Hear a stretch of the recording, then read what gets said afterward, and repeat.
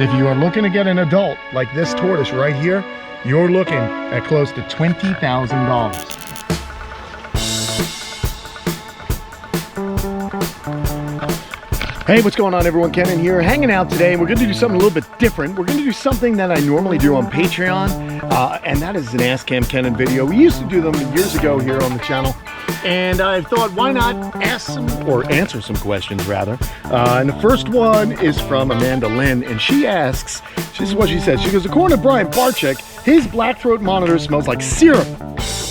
Interesting. Do all blackthroats smell like that? And if so, when do they start producing that smell? Are they born smelling that way? Is it due to their diet? Well, listen, I've never actually sniffed my lizard, but let's do it.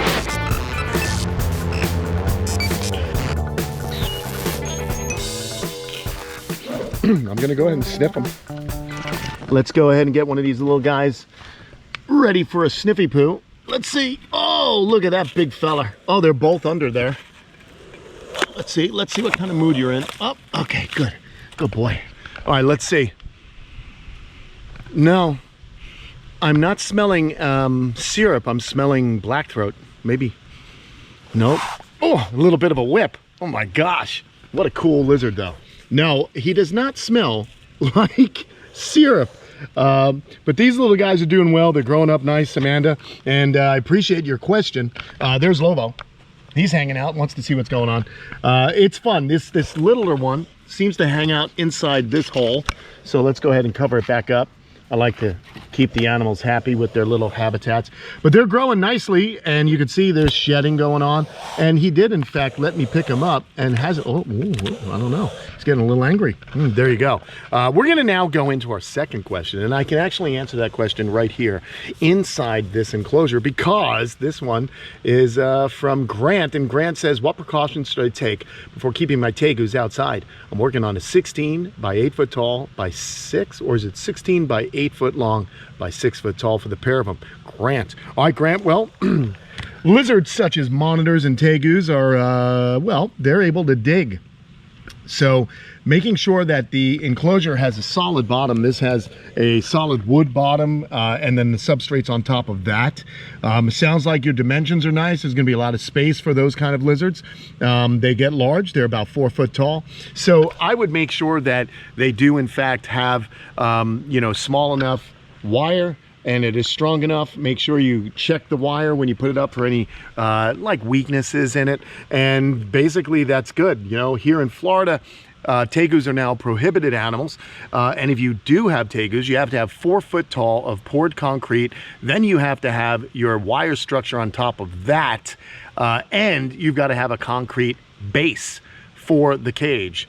So it's very, very tough to get out of. So that would be my concerns. I would give it shade, either in the form of a cave or lots of plants, and allow it enough room to, you know, go through all of its different behaviors.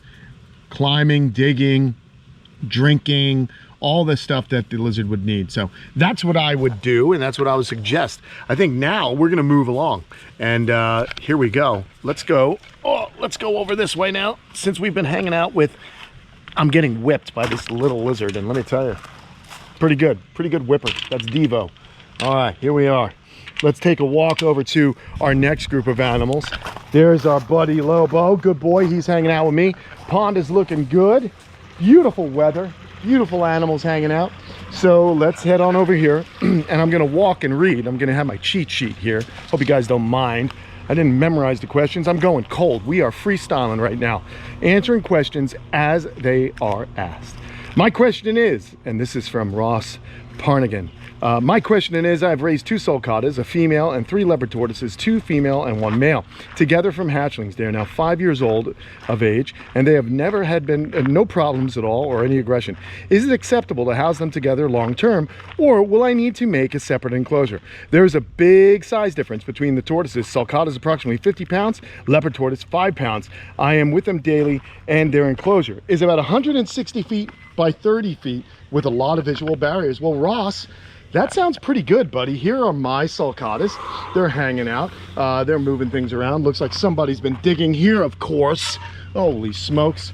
I don't know if she's digging for eggs or not, but let's go ahead and take this, put it there. Always good to have cinder blocks on hand. I like them to dig over there. I've had to fill some burrows in. They had been laying eggs, but you know what? One of the tortoises decided wanted to make a burrow. So I have to dissuade them from making burrows and keep them from doing that, because here in Florida, we're gonna get into the rainy season soon.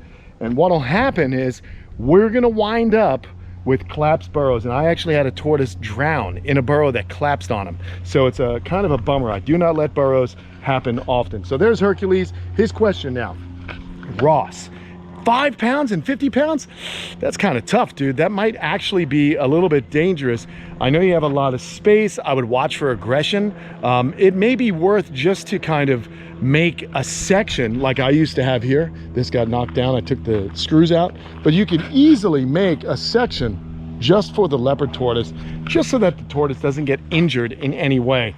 Because as we know, a 50-pound tortoise smashing up against a tortoise that is smaller could be just no good. Now, what are you looking at, buddy? He's found some mud, as always. This guy loves to roll around in the mud, while Hercules loves to hang out with us. So Ross, that would be my advice. I mean, you know, you might be able to get away with it for a while, but what'll happen is eventually, you know, we just don't want a problem to happen. You like that guy? Good job, buddy. Anyway, that's my answer for you there, Ross. I hope you don't mind. And there you go. Okay, next question. Greetings from Norway. Awesome, man. We got folks out there in Norway. The Norse are amongst us. Greetings from Norway, Kenan and Tom. First of all, I would like to thank you for keeping reptile owner like me to learn about our reptile family. For keeping all the reptile owners like me and helping them learn about our reptile family. I'm a redfoot tortoise lover. The situation is my redfoots were laying eggs, and I don't want those eggs to waste, so I incubate them. The problem is when they hatch, like now, there are too many and I can't handle all of them. My question is, how old for the new hatchling to be safe to sell or move to a new home? Thank you very much for your time in answering my question. Alexander from Norway. All right, Alexander, come on. Let's go over here. Soap's hanging out. She's giving some foods to the animals. Who do you want to give that to? Who else do you want me to give? Oh man, go ahead and give it to Radiateds. All right, see you in a little bit. Well, hey, why don't you come on over here? Did you give any to the Redfoots? Yeah.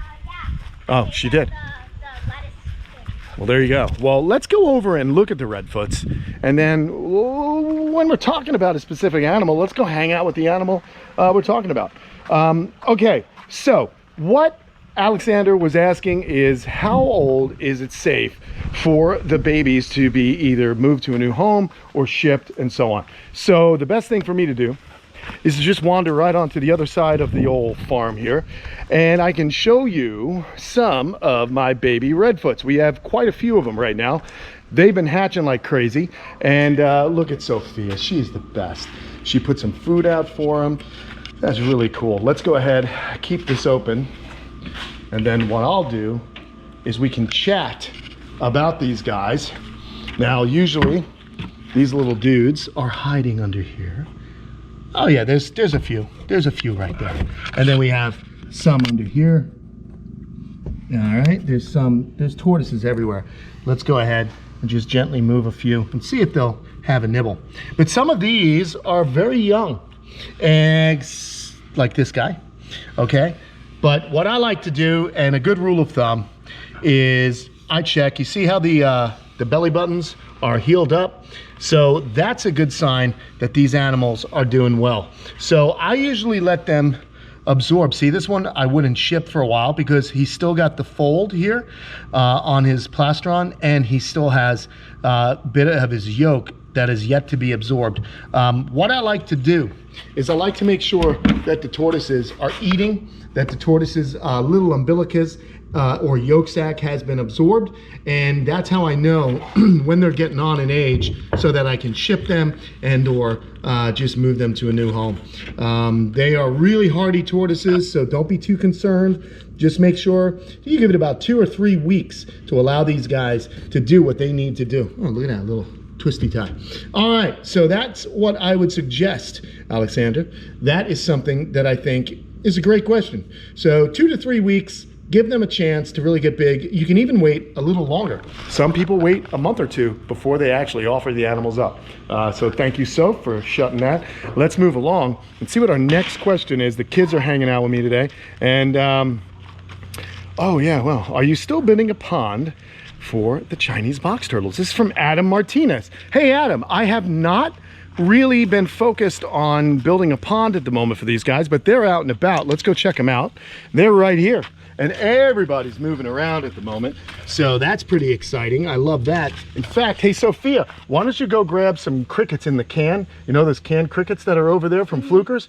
Go grab a few of those, and then we'll get a tray and we'll feed these guys so you can kind of see what they're doing.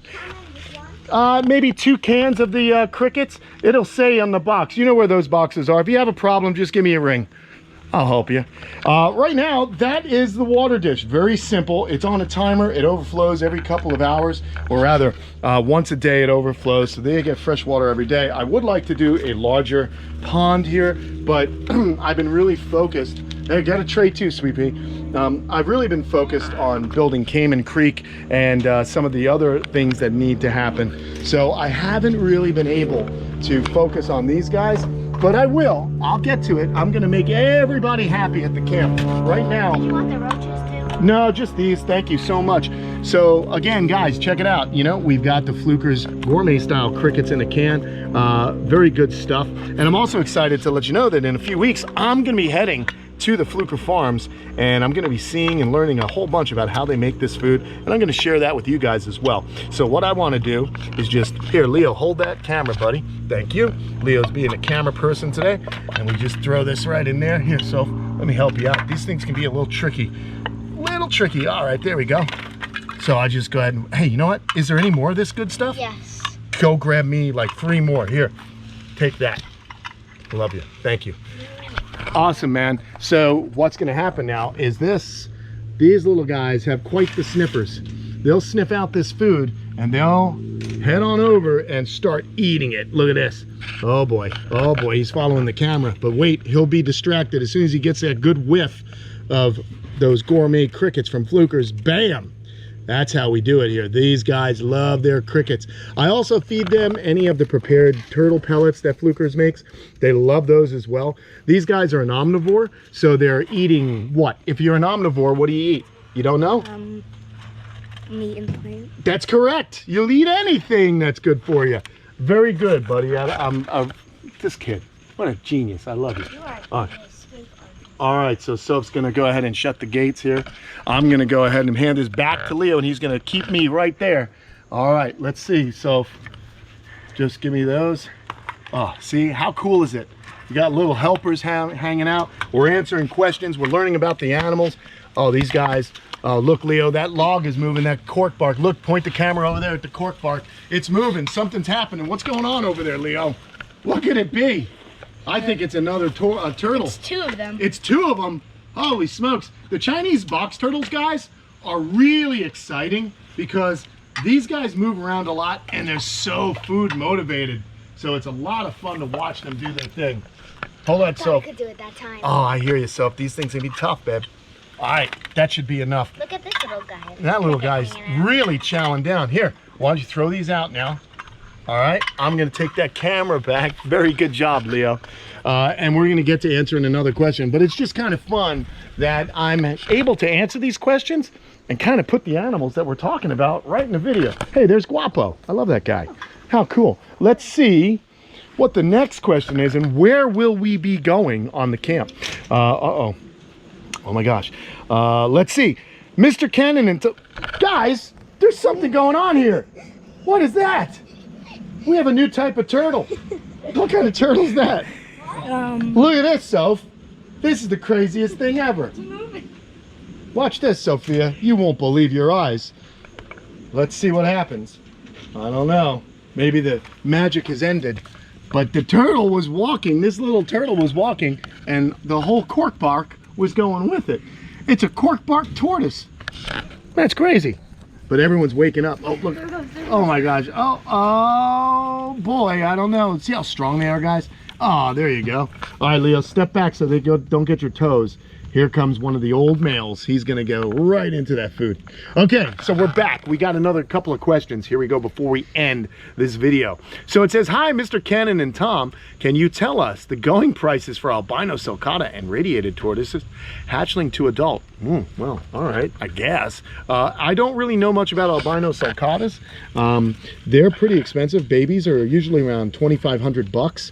The adults are quite a bit more, because female would probably be somewhere close to, I would think $15,000 to $20,000, and the males maybe a little bit less than that. So let's go look at some radiateds. I don't really have any albino oh wait, you know what we could do? Put her right there so she can get her snack on. Come on, buddy, get out of here, Leo. All right, let's go over by the radiateds, guys. We can answer that question. Also want to let you know who that question was from. Soap's gonna get the door. She's the best. Can I hold the camera? Not now. I'm gonna hold the camera. I'm sorry, buddy. It's okay though. When I need you, I'll let you know. All right, this is from Ed. All right, no last name. It's from Ed. Let's go on over to the radiated tortoises. Radiated tortoises always stay high because you know, you're not allowed to get imported radiated tortoises. You have to have captive raised babies. My babies go from depending on colors and so on, they go from between $1,000 to $1,500 for the babies, depending on color. The adults, I've never bought an adult, but I know that adults, like adult females right here, okay, adult females can go for $15,000. But you know, for me, I'm less worried about that stuff. I've been fortunate enough to really, you know, be able to hang out with these animals and foster these animals and care for them. And this way, I haven't had to break the bank, if you know what I mean. But if you are looking to get an adult like this tortoise right here, you're looking at close to $20,000. And that's just the reality of it. But hey, look at you. Are you gonna come over here and do a little combat? What's going on? These guys are funny, Leo. Look at Lobo. He's sniffing everybody. He's such a good dog. Oh, let's see what's gonna go on. What's going on? This guy came right over to us. He is so excited. I think he likes you, Leo. Check it out. Oh, that's cute. Look at that. A little scratch on the head. Good job, Leo. What's up, Soph? What's going on? Oh, look at this. A basking badager. How cool is that? And what's funny is their Latin name is Badaga basca. How sweet is that? This is actually the Badager borneensis, but there's another type of Badager called Badager basca, and that means the basking turtle. Very cool, man. Awesome stuff in Latin. This one's just kind of hanging out. Very nice. Soap's been giving them a little food, so these guys are going to do their thing. There's a fish in there. We'll have to handle that in a moment. All right, everyone, we got one question left. One question left. And it comes from my friend Rainey. All right, Rainey. She says, it looks like part of my male sulcata scoot is cracked and peeling up and looks dry despite my trying to soak them. Any suggestions on what I should do, or would a vet be beneficial? Well, Rainey, that's a great question. We've had tortoises here, guys, that have had some injuries to their shells. I know Nostradamus had a little kind of nick on his shell. As long as it's not bleeding, and as long as you don't see any kind of fungus or something like that, I then wouldn't worry about it. But if you notice an odor, if it's weeping, any kind of lymph or fluid or bacterial, you know, pus, things like that, try some diluted iodine. You want to clean the wound.